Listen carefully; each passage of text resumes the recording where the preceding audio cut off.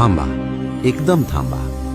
तुम्ही शेती करता, पण तुमच्या शेतीतला सगळ्यात मोठा व्यवहार तुम्हाला माहीतच नाही, आणि तो व्यवहार होतो मातीखाली.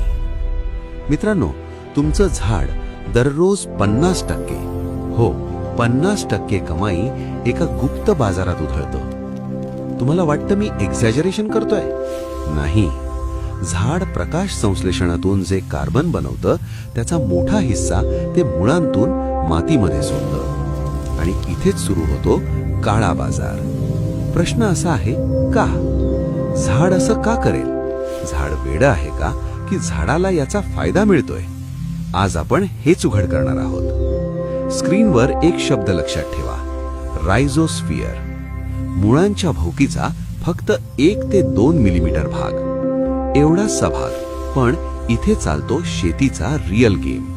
तुम्हाला वाटतं माती म्हणजे फक्त आधार? नाही, माती म्हणजे एक जिवंत बायोकेमिकल मशीन. आता चलन काय? झाड जे सोडतं त्या साखरेचे आणि प्रथिनांचे स्त्राव. विज्ञानात नाव एक्झुडेट्स. सोप्या भाषेत हे म्हणजे सूक्ष्मजीवांसाठी नोटा. झाड म्हणतं, हे घ्या कार्बन, आता मला फॉस्फरस द्या, नायट्रोजन द्या आणि पाणी द्या. हा व्यवहार इतका मोठा आहे की तुमचं पीक त्यावर चालतं. आता या बाजारातले व्यापारी कोण? 3 मुख्य प्लेयर. पहिला, फायदेशीर बॅक्टेरिया. हे मुळांभोवती बायोफिल्म बनवतात, म्हणजे सुरक्षा कवच. दुसरा, मायकोरायझा बुरशी. ही बुरशी म्हणजे झाडाचा एक्सटेंडेड नेटवर्क. जिथे मुळं पोचत नाहीत तिथून पाणी आणि खनिजे आणते. तिसरा, प्रोटोझोआ.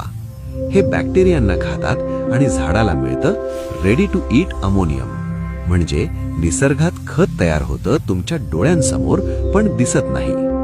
आता फायदे आहे का? पहिला, रोगांना जागा नाही. गर्दीच्या बाजारात चोराला जागा मिळत नाही, तसं इथे रोगजंतूंना मिळत नाही. दुसरा, पाणी धरून ठेवण्याची ताकद वाढते, कारण बुरशी ग्लुओमॅलिन नावाचा डिंक सोडते आणि माती दाणेदार बनते. पण आता येतो धक्का. आपण काय करतो? भरमसाठ रासायनिक खतं. आणि रासायनिक खतं म्हणजे क्षार, सॉल्ट्स.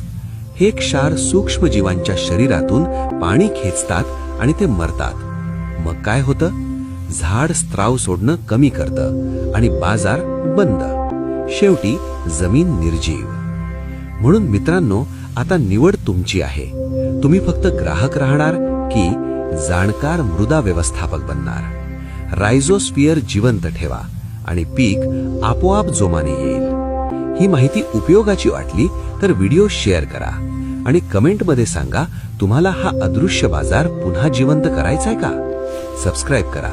भेटूया पुढच्या व्हिडिओमध्ये. धन्यवाद.